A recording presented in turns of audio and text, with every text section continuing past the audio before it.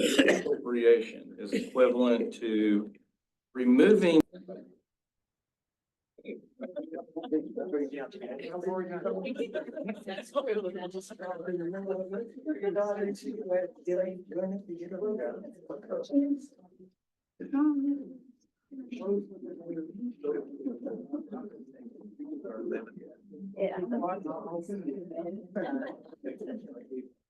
It's your fault. Whether I lose I never really feel high on them. Remember that was in my book. Imagine what happened at the lake. Yeah. I'm in the way. Leave earlier. It's really about.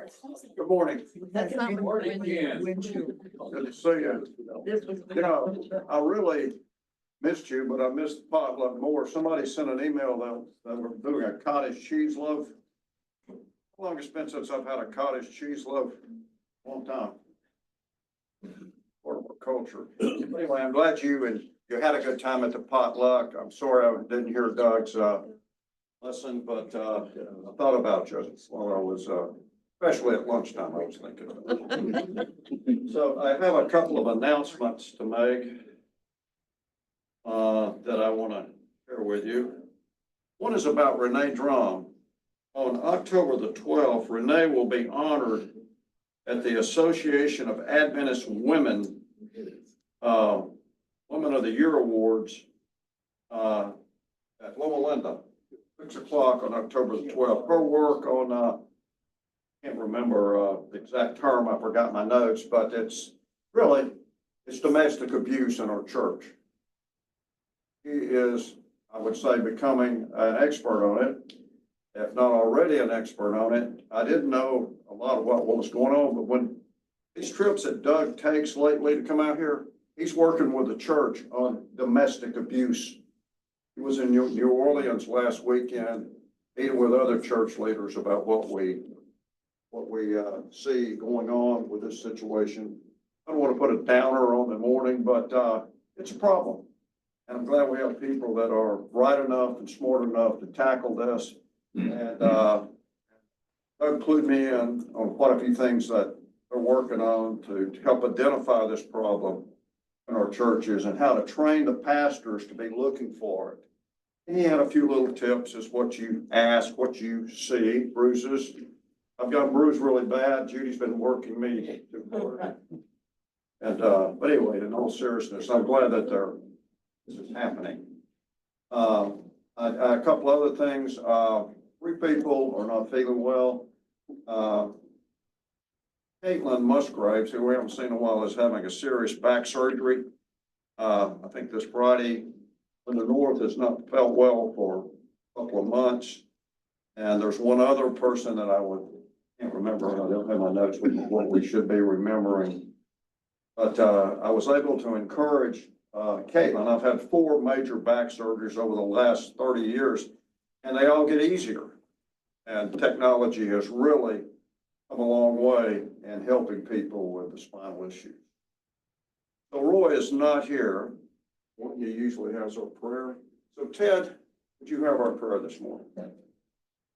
Dear Lord, we thank you so much that you gave us the Sabbath, give us your love, and we pray that you'll be during this, open our eyes and open. John Cosgrove is our teacher this morning. And all of you are familiar with John. He's a semi-retired financial planner with a long history of things that I've mentioned to you before. It's always good to have John and Trish here with us, and he'll be taking the lesson now. Good morning. Good morning. So great to hear Renee getting recognized. There's it.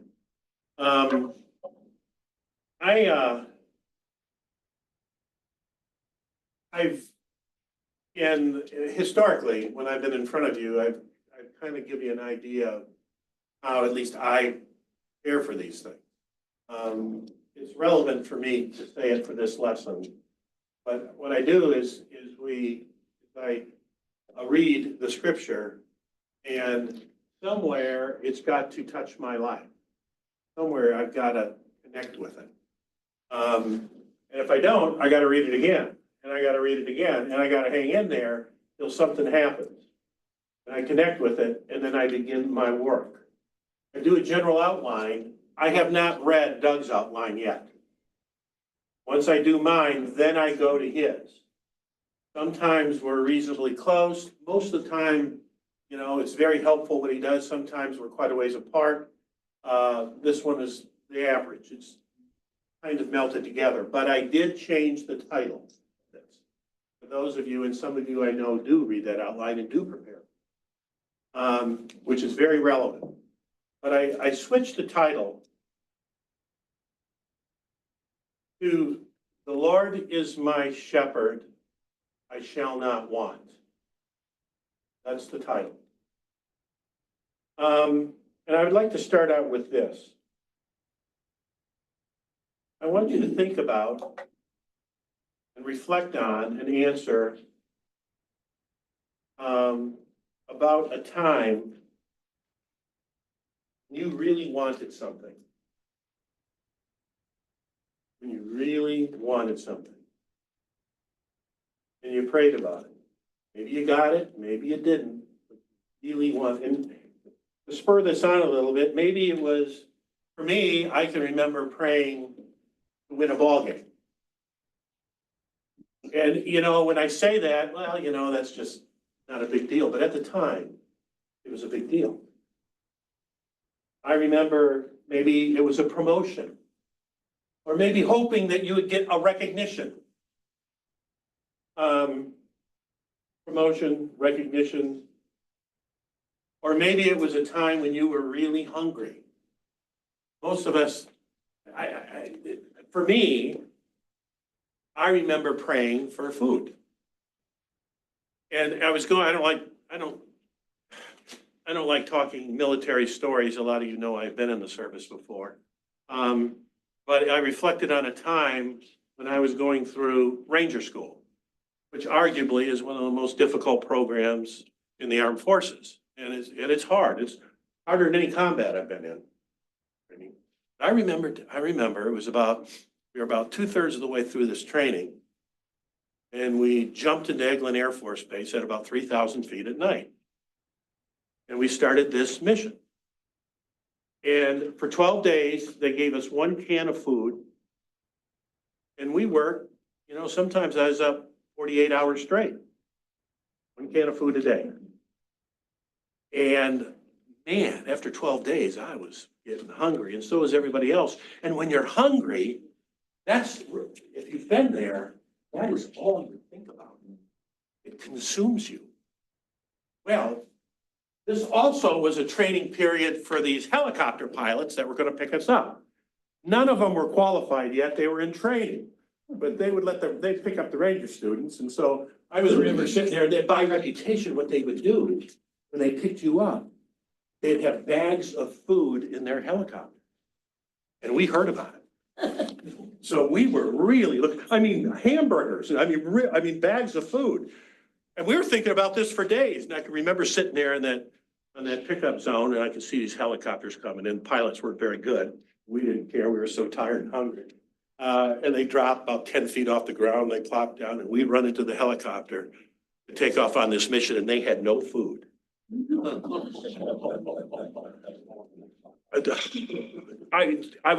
You're so disappointed. So we do the mission, we come back, and here they come again to pick us up, hours later, and they had bags of candy bars, hamburgers, and we had 5 minutes. And assure you, we consumed everything that was in there.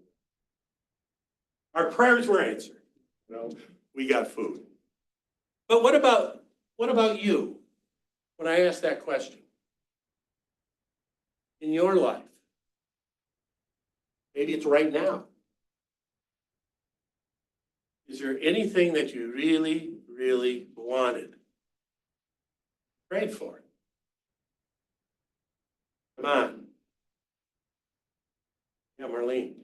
At one point in my life, I was obsessed that my daughters would have Christian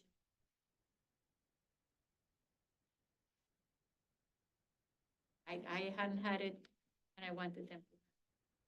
You really wanted it, yeah? What else? You think of anything? Something you really wanted to have happen? Sure. My freshman year, after my freshman year in college, then I wanted to go to Ketchikan, Alaska. Anybody ever been there? All right, you got support here. It's a nice place. And I didn't have a car. The only thing that worked was my right thumb. And I hitchhiked to California. And then I went up the coast. So just a second, you hitchhiked from Ketchikan, No, from here from here. to California. And then I went up the coast and I got to Chico, California. Chico, California. You got a lot of people behind you that are going like this right now. They all hitchhiked with you, I guess. Go ahead. And it was 5, 6 o'clock in the evening. And boy, I wanted to ride so bad. But I did jumping jacks all night long. I didn't get a ride until 8 o'clock the next morning. Oh, my. You know, I don't blame you one bit. I've been praying for a ride too.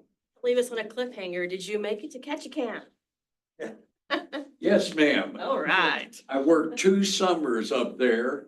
And at the end of the second summer, I found out that I was related to the boss. All right, so just like, so you hitchhiked up the Elkhorn Highway to Ketchikan then?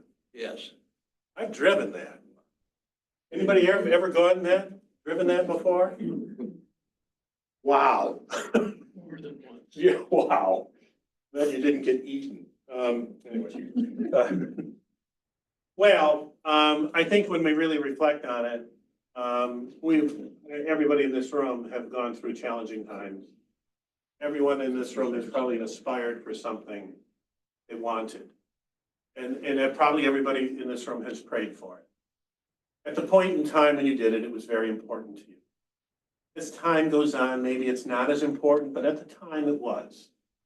And there are things going on in this room right now that today, somebody in this room that's praying for something really important. And maybe you're in despair. And we're going to talk about that today. What we're going to do is I'm going to read from this chapter 11 of Numbers. And then I'm going to review this chapter with you. And I want you to think about, as I read this, the Lord is my shepherd, I shall not want.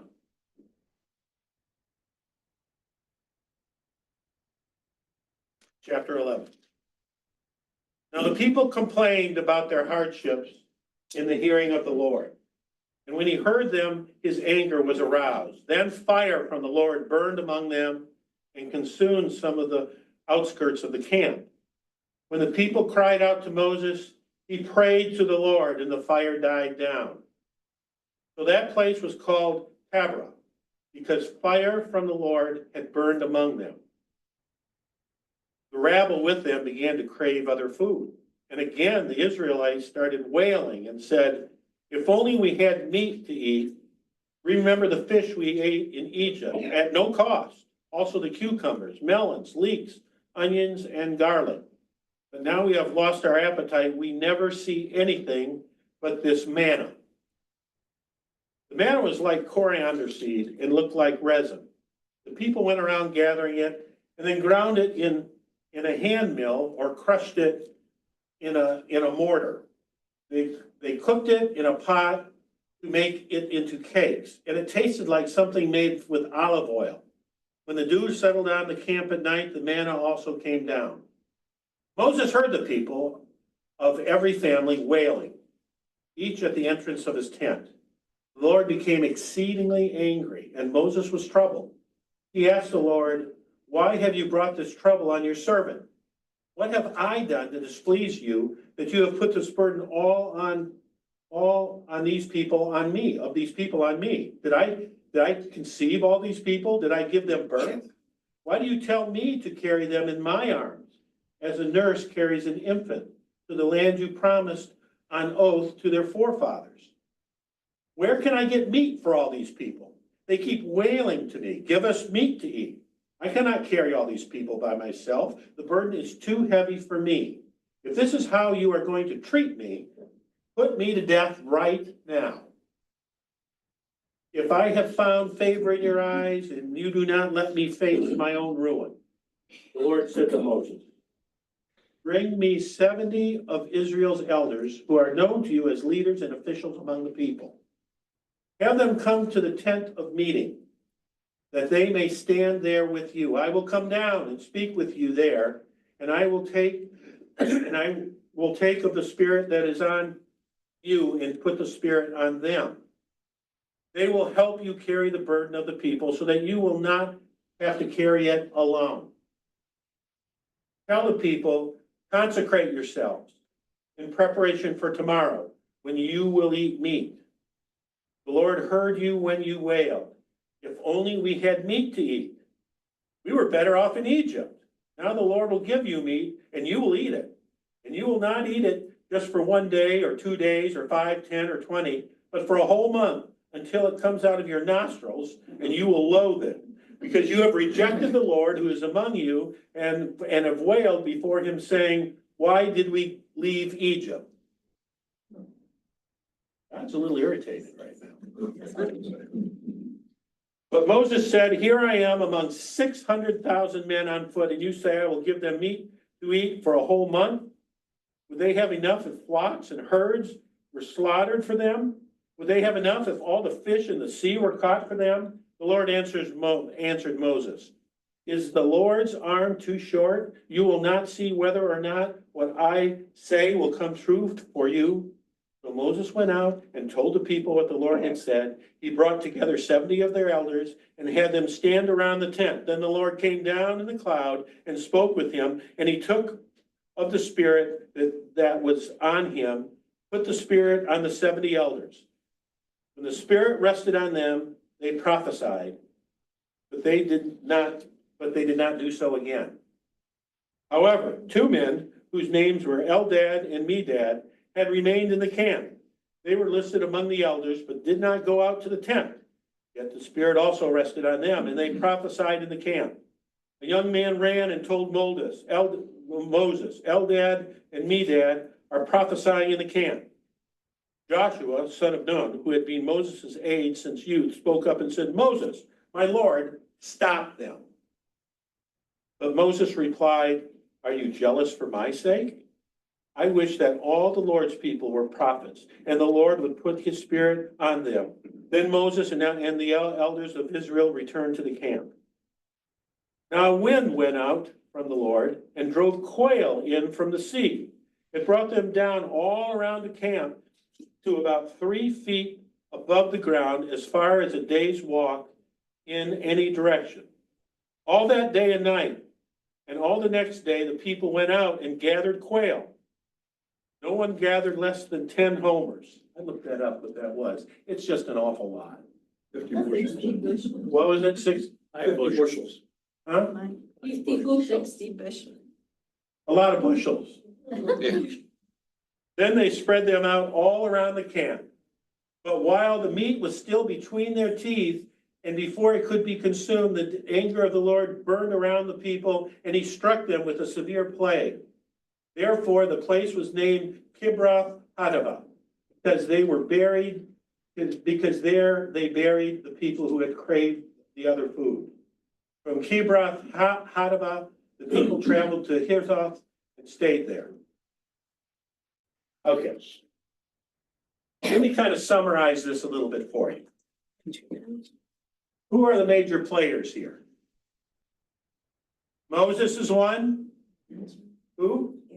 Aaron. Who else? Joshua. God. People. I had the elders in there, but surely the people, and Eldad and Medad, the 2 that didn't show up, but still prophesied. Yeah, Moses was selected by God to lead the Israelites to Canaan. God spoke directly to Moses, and Moses communicated God's words to the people. The 7 elders, they're 7 respected men from the camp of Israel who were selected to help Moses lead the people. And Joshua, he was the assistant of Moses, and had been in that position since his youth.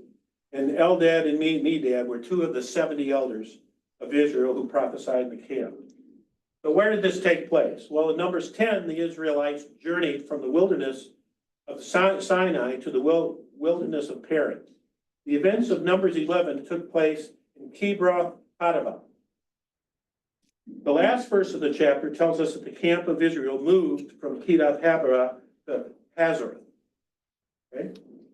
Now, let's break down the outline here. The first part of the chapter, 1 through 17. Not long after leaving Mount Sinai, the Israelites started complaining about their misfortune. The Lord became angry and sent a fire that consumed parts of the outer camp. Moses prayed for the people and God withdrew the fire.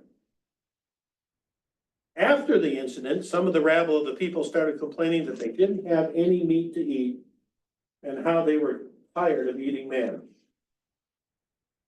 I can relate to that. Manna was the food that God provided 6 days a week. Numbers 11 describes it as like coriander seed. The taste of it was like cakes baked with oil. After hearing the people's continual complaining, Moses was weighed down by the burden of his responsibilities and went to God to tell him he was struggling to lead the people. Moses was fed up. God told Moses to gather 70 elders from Israel to help him bear the burden of the people. God would give the 70 men a portion of his spirit that had been given to Moses so they could lead faithfully. The second half of Numbers, a series of activities take place. God told Moses he was going to send meat to the Israelites, not just for one day or even a week, but a whole month. They would have so much meat that they got sick of it. So Moses gathered the people together, along with 68 of the 70 elders. God descended in a cloud and spoke to Moses. Afterwards, he gave his spirits to the elders. And the men began to immediately prophesy. 2 of the selected elders weren't present at the assembly, but remained in the camp. They also received the blessing of God's Spirit and prophesied. When Joshua, Moses' assistant, heard of the men prophesying in the camp, he went to Moses to stop them. But Moses was pleased that God had gifted them his Spirit, even though they weren't present. After these events, God sent a wind that blew a massive number of quail in the vicinity of the camp. The people gathered the quail day and night until everyone had a minimum of 10 homers. 581 gallons I wrote down here. I don't know. Seems like a lot to me. While the people were eating the meat, the anger of the Lord was kindled against the people, and he struck down the complainers with a plague. The place was named Kibroth Hattaavah because they buried the people who had been craving.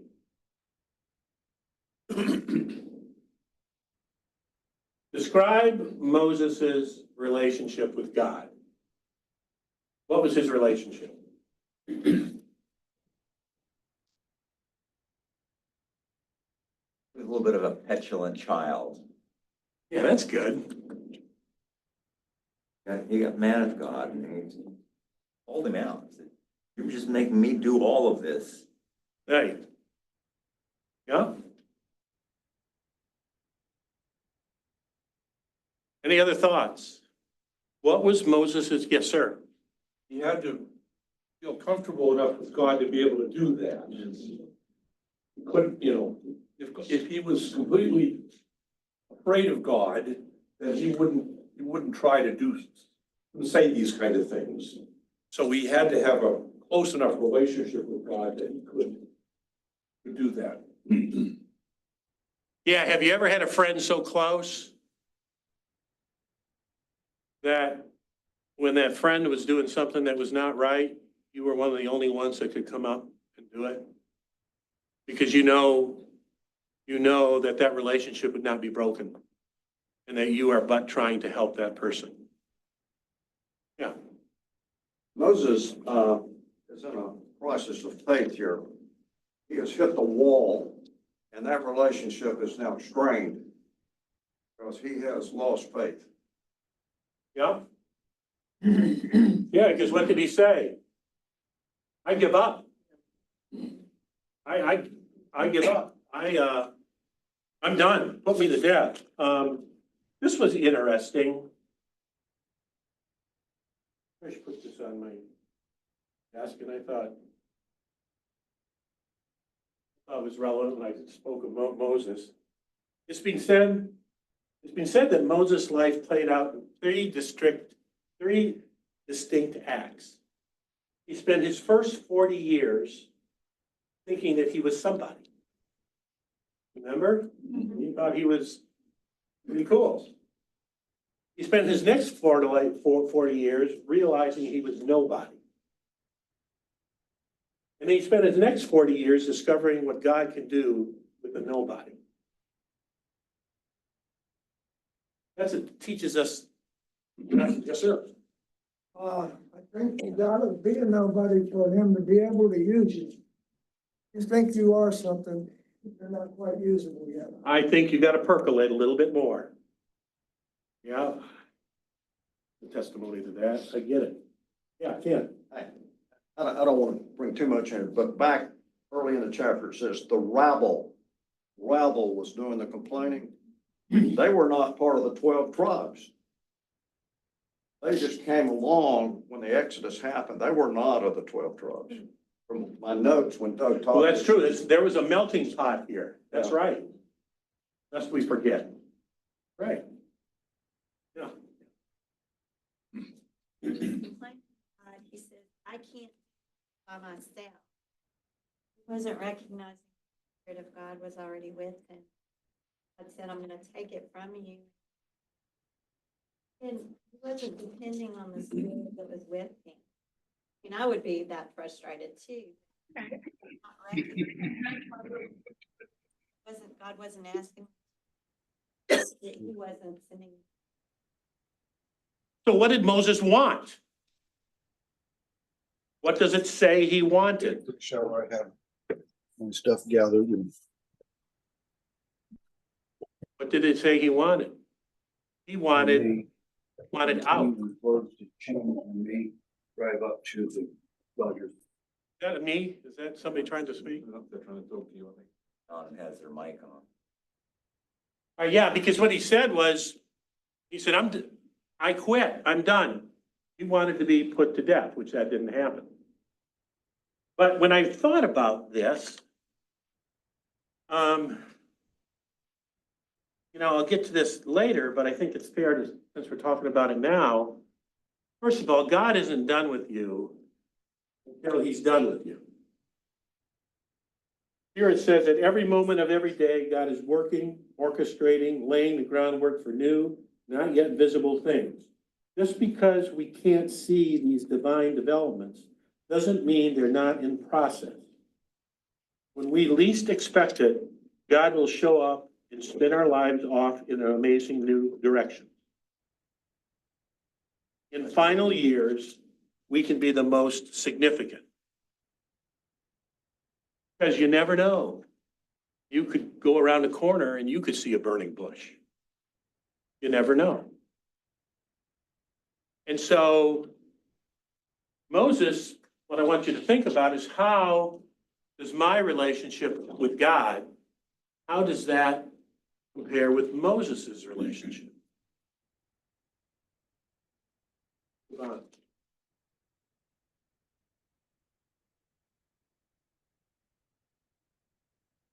What? All right, first of all, were the Israelites' prayers answered? What did the Israelites want? Huh? They wanted meat. They were praying for meat. Is that wrong? They weren't praying for it, but I think they were complaining about it. They wanted something other than what God was giving them. And what was God's response to that?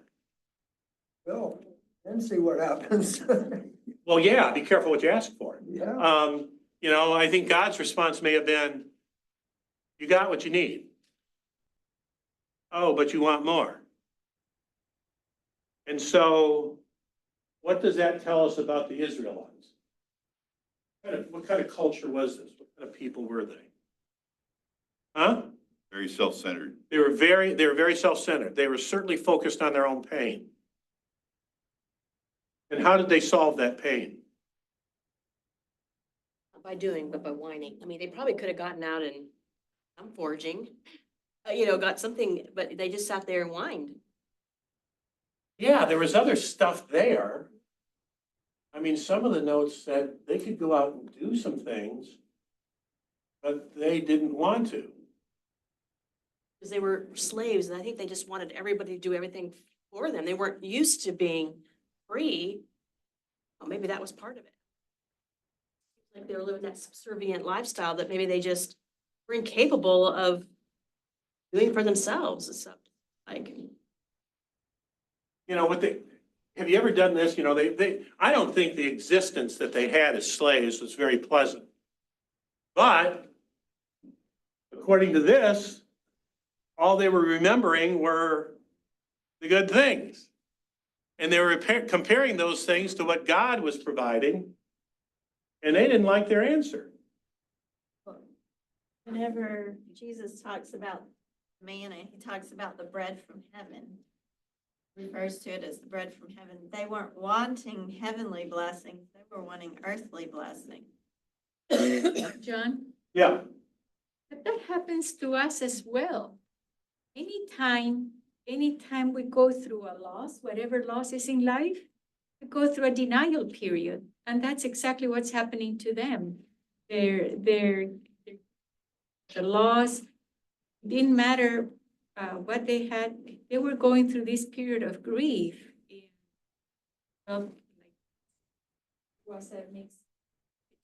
Was a rebel that was instigating rebellion in them. But it happens to us as well. Has anybody? Yeah. I just wanted to share the Bible text that reiterates the point that you made, that God's not done with us. Philippians verse, being confident of this, that he who began working will carry it on till the day of Jesus.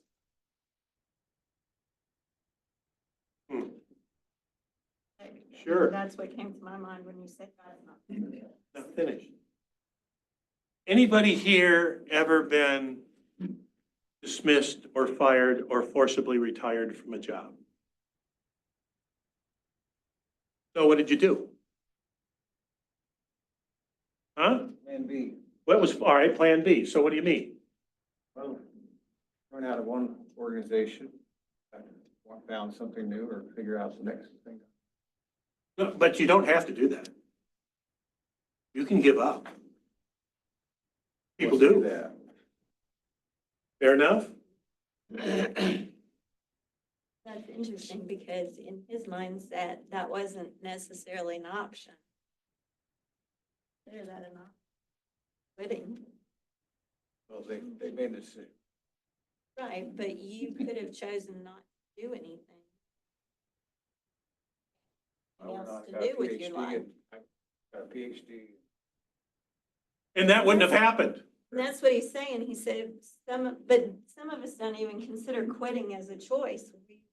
That's not the way we were taught or raised like me, I didn't even realize that it was an option not to go to college. Because both my parents went to college, I just thought that's what you did. Me too. I found out later that people didn't necessarily do that. I know. How did you feel when you lost your position? And what did you do?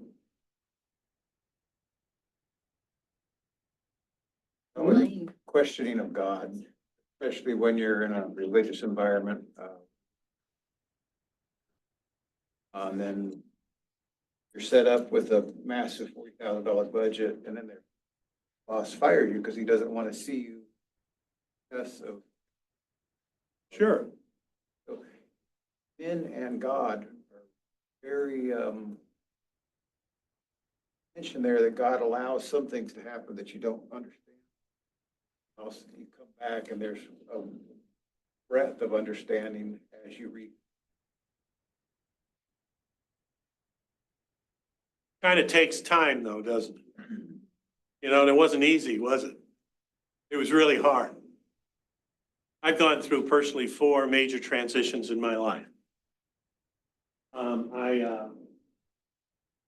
First of all, I wouldn't trade them for anything. Those folks that are going through a transition now, and some of you are, you're blessed. I don't want to go through anymore.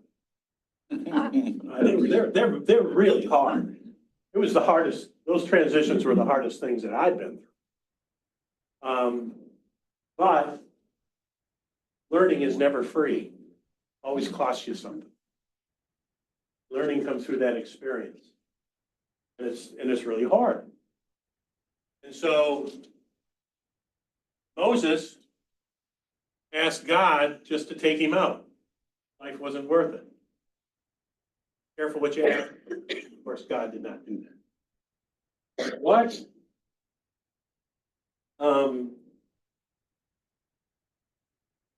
So I guess what I'm asking you and what I asked Moses, what did Moses want versus what did he need? So think about when those things happen to you. What did you want to have happen? What did you pray for? But what did you really need? Start with Moses. Now think now, this is important. What did Moses want, but what did he need? What was it? He wanted them to quit complaining. He wanted to quit complaining. And so that's what Moses wanted them to do is quit complaining. What did Moses need? That's what he wanted. Yes. Actually, what he wanted was to be put to death. He wanted that. Because they wouldn't be quiet. Yeah. He wanted the burden of responsibility taken off of him. And if that couldn't happen, then he wanted to die. So God gave him help. So what did Moses need? Help. He needed help. You know, and so God said, put 70 people together and I'll put the Spirit on them. Yes, sir. God's leadership is more than factual. It's in character building, it's in enlarging capacity, understanding.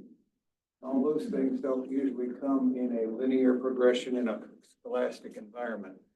Come in, or the no's come in, and then you figure out with the detour, what additional capacity God's giving you. Not clean, no, not clean. And the path is sometimes really muffled. If it took 70 people to take the load off him, he was overloaded, for real. Well, yeah. Yeah, for sure. But God did it. Didn't have any confidence in himself. Yeah. It was, all those people think how you would feel. Well, wait a minute though. Look, he had God. You know, look at all the faith, you know? I say that I know. he but didn't sit still. back and say, I have God on my team. You know, he didn't do that. But think of yourself. All those people have been in slavery all those years. And But my whole point with that is that, no, he didn't have enough faith. You know, so God said, all right. but he knew he could do the job. Well, yeah. This is the last 40 years here. Yes, sir. I just cannot wrap my mind around a million people in the desert, single leader. I mean, he couldn't say one word to all of them in a month. Yeah. Here's what I think happens. I think leaders form. And the leaders form are usually it's a popularity contest. Oftentimes, they're the leader. I mean, they got 70 leaders that were put together. I mean, what did those 70 leaders want? What did they want when they showed up at the camp? What did they want? Empowered. They needed to be empowered. That's what they needed.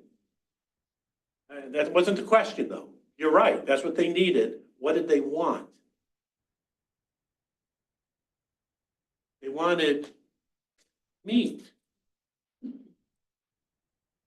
That's what they wanted. No different than the people they were, quote, leading. They wanted meat.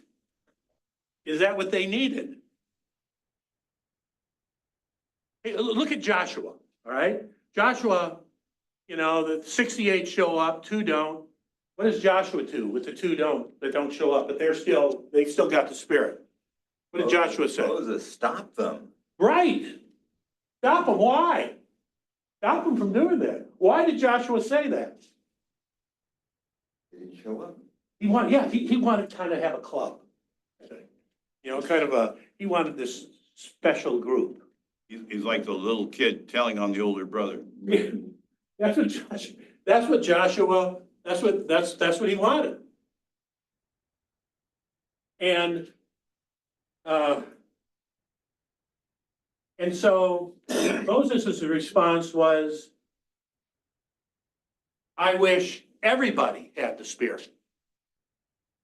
So I know what Joshua wanted. What did Joshua need? And I had to think about this, because there isn't a lot written there. Huh? Somebody wrote something.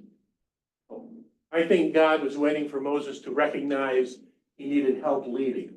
He had to recognize he was in over his head. That's really intuitive. I mean, Moses had to get to that point. What was the lesson for, yeah, people are pointing. No, I've got. Oh, I'm sorry, go ahead. But didn't Jethro already tell him he needed help a long time ago? Yeah, Everybody was coming to him complaining, he told him he needed more help? Did he not get more help back then? apparently not. How did he get help? Huh? I thought he had people over like 1,000 and, No, there was a structure, an organization, but now they left. So all I can think of is something had to break down here. maybe they died. I don't know. But I know this, he needed help. What did Joshua need? Joshua needed to learn something here. He needed to learn about inclusion, not separating. That was the lesson that Joshua needed to learn, and God taught Joshua that lesson of inclusion. What did the elders want? They wanted meat. What did they need? Can we assume that the manna stopped for that time? They weren't gonna eat it anyway, so it probably did. And then they got sick and didn't want to eat anything, probably. Huh? What did those elders need? I know what they wanted. What did they need? Spirit of God. The Spirit of God. That's what they needed. Yes, sir. They needed complete faith that God exactly knew what they needed. Recently, I had an occasion where I had a serious argument with God. It just didn't seem like he was doing right. And I said, I don't like this. What in the world are you doing? You could fix it in 5 seconds. Then I said, nevertheless, I will be done. Immediately, the answer came to me and I had peace. You have to give it to God because he knows what the heck he's doing. So how are you similar to Moses / the Israelites? Text, lean not unto thine own understanding, but in all thy ways acknowledge him. So you were mad. Show me. Sure. See what, he needed to understand what God was doing. So what's the difference between you and the Israelites? Because there's one really big difference that's really important. Why are you like Moses? I trust God, but not implicitly. So he had to show me. I mean, for me to get through what's coming up, I need to trust him no This is matter what. important. Help Ted out here. Yeah, I get it, but help him out here. He was praying and the He Israelites was weren't. praying, he's praying to who? God. The Israelites weren't. And the Israelites were praying to who? Maybe each other or Moses. That is a big difference. I mean, because you were having a conversation with God. So was Moses.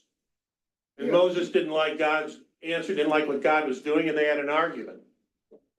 Like you would with your best friend, maybe. It's, I believe, but help my unbelief. Sure. But the Israelites, see, it comes. I wrote down in my notes here, maybe the lesson is more, how do I pray? Maybe the lesson is at least pray. At least pray. And I think that there's a lesson here. What do I want? What do I need? This is complicated and sometimes we don't know. I want you to think back. I asked you a question and I didn't get answers that exist in this room. When you were going through really hard times, maybe dismissed from a position, and it happened, bam. What did you, I had one response. What happened?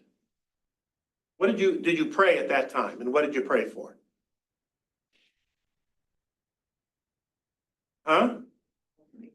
Pardon me? Help me. Help you. Well, that's fair enough. Oftentimes prayers are not like that. Oftentimes prayers are, get me another job.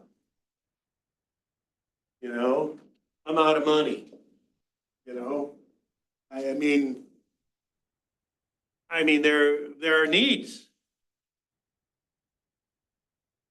Sir. When change happens like that, you develop capacity because resources you didn't know you had, connections you didn't know you had developed. In other words, a new setting becomes, or a new endeavor becomes a life-changing because you have added capacity. Yeah, I mean, when transition takes place, there's a natural evolution of transformation. You can't have transformation without learning. And a lot of times learning includes some painful stuff. This isn't easy. It's not easy. A great prayer would be, help me. Fair enough. In other words, I don't know what help I need, but you do. That's normally what happens. That's a nice answer in this room. But when you're in the battle, I'm not so sure that's what happens. A great prayer is help me help myself. Okay? Yeah? That prayer saved me was what Peter cried when he was sick of waves. He just said, save me. Right there to pick him up. That's probably better prayer than save me in this way, Lord. We tend to tell God how to be God. Oh, I'm not. I tend to tell God. Well, me too. I mean, that's a given. I think though, in the transitions that it's fair. It's fair that we look ourselves in the mirror and reflect on what you've been through and how you handled it. And you're going to come up with some things that you did well. And you're going to come up with some things that if you had it to do over again, you might do it differently.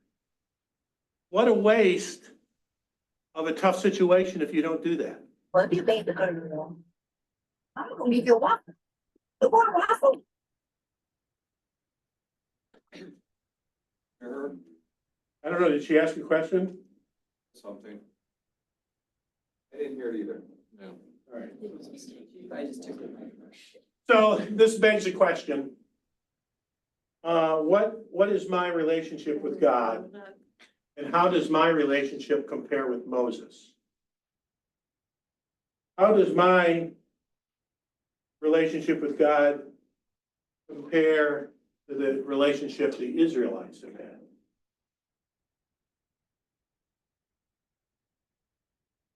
When am I like Moses? And when am I like the Israelites? John, Yeah. this is Danny. Sometimes I feel like Moses. I mean, he was so angry. I mean, I just really, if you lose your position, want just hellfire to come down on your boss that's running you off. And I think Moses was so discouraged, he was angry with God. And I think sometimes that's how I'm like Moses. I get angry with some of the decisions because I don't understand where God's leading me, and maybe I don't have enough faith. Oh, I think that's a bullseye. I mean, this is a faith issue. But I asked the question, Ted, why did you get mad? What was it that got you mad? And Danny, what was it that got you mad? Go ahead. Well, I felt like I was in a leadership position. I felt like, not that I'm anywhere near Moses, but I trusted God, but I was arguing with him. I was using my understanding to try to understand the situation. But I'm also like the Israelites because to me, they were still enslaved. They physically moved from Egypt, but they were still in love with the culture of Egypt. And God wanted to totally deliver them from slavery. So I'm probably not answering your question. No, but you're closer to Moses, in my view, than what you think you are. No, but You are. I was more of his mindset arguing with God because I really want to trust him, you know. Well, you were arguing because why? Because I couldn't understand. Tell me, why are you doing it? Yes, sir. Did God have a shorter fuse with the rabble than he did with Moses? They gave those people, they had all that meat and they died. Moses asked to die and he lived. Well, let's ask that. That's a very, that's an excellent question. So raise the question again. What do you think? Say it again. God had a shorter fuse with the rabble that were standing in their tents complaining and whining and crying than he did with Moses, who is talking to God and said, God, kill me. What's the answer to that? 3 says, so the place was as the fire. So the people that were standing at the outskirts of the camp, they were consumed before the conversation even started with Moses. Well, but still, that's the question. The question. First of all, it's a yes. It's a shorter. Is that a yes or a no? You're saying no. Who thinks yes, he did have a shorter fuse with Moses? You don't know how long God's listened to their complaint. Not No, clear on couple that. years. Oh, it could be their whole life. You don't know. Fair enough. Moses had a better relationship. I wonder why. Second, we're getting to it. Yeah, Marlene. I'm getting there, but there is a difference between good behavior and group behavior. So we cannot compare the two. This was patient with Moses, because this had a very close relationship. That's what God wants from us.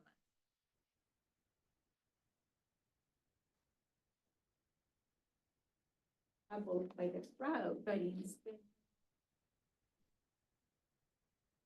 See, that he had a close enough relationship that they could have an argument. That's why you're not that far. Frankly, you had a conversation. It may have been an argument, but that's why you aren't that far I off. want to believe it. I want to. Well, so does Moses. Yeah. The, another parallel here is that God was very patient with Israel. God chose Israel and he had a purpose for Israel. His cup was full with all the other nations in Canaan, so they wiped him out. A lot of it has to do with God's plans and God's purposes. God chose Israel. This sometimes is really hard. I know, because you don't understand the why it's happening. Hopefully that's what faith will build that bridge for us, yeah. In Deuteronomy chapter 1, Moses is reviewing with them and he gives them this particular verse. I just love this. You shall not respect persons of judgment, this is verse 17, but you shall hear the small as well as the great. Not be afraid of the face of man, for judgment is of God. This is the part I like. The cause that is too hard for you, bring it to me and I will hear it. And let me finish. Yeah. So the difference I see is the people complained to Moses, and they died. Moses complained to God and lived. That's why you're not that far from Moses again. You know, you didn't complain to me. You took it to God. And The only answer is from him. one more thing, verse, chapter 4 of Deuteronomy, this is my favorite verse. Moses says, but those of you that cleave to the Lord your God are alive to this day, every one of you. So that's what it took, was clinging to God. Moses brought his problem to God, clinged to God. The ones that didn't. Well, I mean, see, the reason why the series of questions that I did took place is exactly what you just brought up. Moses, at one point, wanted to be put to death. He didn't need that. What he needed was help. I mean, what the Israelites wanted was me. What they wanted was me. What they needed was clearly something else. Joshua wanted to form a little club, and he needed to be taught inclusion. And so I guess during your transition, we don't have to get into it, but think about, what did you learn? What did you get out of this? Yeah. Learn is what had a pattern, a plot you thought your life was gonna take. God finally says, you know what, that's too small a plot. We add another dimension to you. Maybe that's not quite it. So went through 3 stages. One is a young man, one is a perfect guy in the palace. Yes.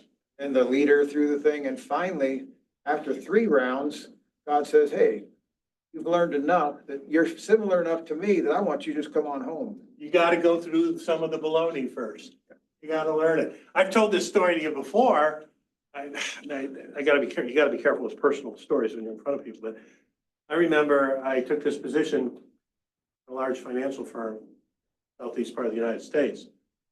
And I was in the cul-de-sac where I live, and I was down there, car was there.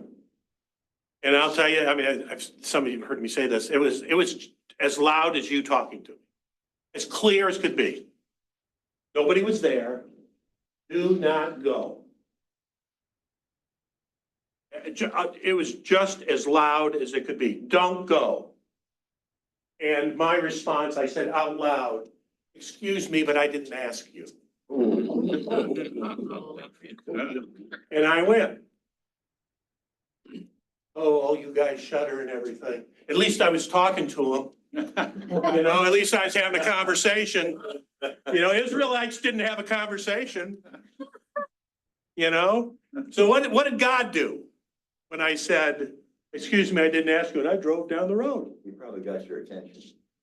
What do you think? Well, yeah, okay, fair enough. Yeah. The way I pictured it now, looking back, God sat back in his easy chair and kind of said, the boy's got to percolate a little more. He ain't ready yet. You know, he's gonna have to roast just a little more. Let you face consequences for your own choices. That's right. And I rolled back up that road 2 years later. You know, and it was lessons learned. You know, I wouldn't standing here if I probably didn't go through that. You know, because I had to percolate a little bit more. I don't know. With this, I ask you, when am I like Moses? Ted, in my view, was like Moses. So were you. You were like Moses. Because you were having a conversation. The most relevant question, though, is when am I like the Israelites? Because sometimes I might be. When am I like them? Yeah, Marlene. Something that just came to my mind is that, like I was thinking a few minutes earlier, make a difference between group behavior and individual behavior. So now I'm going to compare Moses with another individual, and that's his brother Aaron. So when Moses was at Mount Sinai receiving the 10 Commandments, what did Aaron do when the people asking for God? Aaron gave them the God. Instead of Aaron going and talking to God and saying, God, this is what they're asking me. He did what the people asked. In the case of Moses, when the people were asking for leading, Moses went to God. Yeah. So that was the big difference in leadership. And somebody brought up the Jethro situation when just the leaders, they divided and they were leaders, but probably those leaders were not in or didn't feel empowered to come directly to God. That's what God had to do at this time, to empower them with this. Thank you. All right, I want to go through some concluding thoughts here. I've got about 1 or 2 more minutes. I'm a little bit over. But let me go through this real quick. Because in preparing this, there's some things come to mind. It brought a new meaning to me as to I shall not want. Before you look down on the Israelites for complaining all the time, look introspectively. It's easy to see other people's ungratefulness, but sometimes it can be difficult to see our own. That's an important reflection. How often do we complain even though our circumstances aren't nearly as hard as the Israelites? We aren't wandering around in the wilderness right now. We don't have to eat the same things day in and day out. We have nice, comfortable homes and air conditioning. That said, we do our fair share of complaining. At least I can speak for me. Sometimes I feel like I'm in the wilderness. Maybe try to do better at being thankful for our blessings and remembering God's goodness for us. Remember the 23rd Psalm, the Lord is my shepherd, I shall not want. Here in the church, a group of young kids had to memorize this. And one young man didn't do it. Just didn't do it. And he had to go in front of the church. So he went in front of the church and he said, the Lord is my shepherd and that's all I need. And he sat down. Not bad. Now, the other stuff, like I shall not want, but now the Lord shows his leadership. You're going to lie down in green pastures. He leads you to still waters. He'll restore your soul. Guides me towards righteousness. Even in death, when I'm surrounded by sin, I don't fear it because God is with me, because he's got a rod and a staff that's comforting me, and I can face my enemies. He gives everything I need, so be it please. And goodness and love will follow me all the days of my life. This picture is exactly that. Now, Danny gave Trish and I this picture, and we went and put it in a room over here in the assisted living facility for a lady that was sick. She passed away 3-4 weeks ago. I can assure you she looked at that picture all the time. And so I look at that thinking, I mean, this is really something. You know, that's me there. You know, and I better have some faith, but here he comes. So maybe things I wanted, I got. Why, I don't know. Maybe it helped me understand some good in me. Maybe my prayer was answered. I don't know. Or maybe my prayer was not answered. And it did the same thing. Gave me what I needed. What is important, I think, is that I prayed. I turned it over. That was important to you, Ted. That was the issue. And when I can turn it over, I want for nothing. This is hard, but I am still a work in progress, and so are you. Yes, the Lord is my shepherd, I shall not want. It sounds so easy. But for me, sometimes this is not easy at all. I just need to practice less wanting and more trusting, and I have to practice it. Thank you, John. Great lesson. Great lesson. You know, it's amazing to me how these stories, through all these hundreds and maybe thousands of years, are still relevant. I mean, I don't know how many of you hit the wall and said, why is this happening to me? On everything, I did this, I did that, you told me to do this, I did, and now you're crushing me. Why is this happening?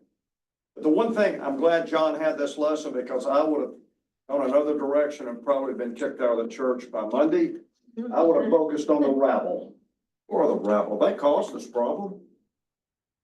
They instigated it, they let the fuse. Rabble, the complainers.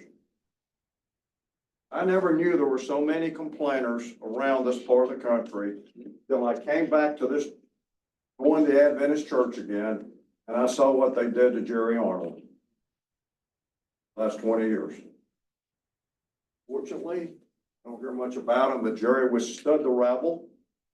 They took their complaints somewhere else. I've been hit pretty hard by complaints here because I wouldn't allow this in the class. I wouldn't allow that in the class.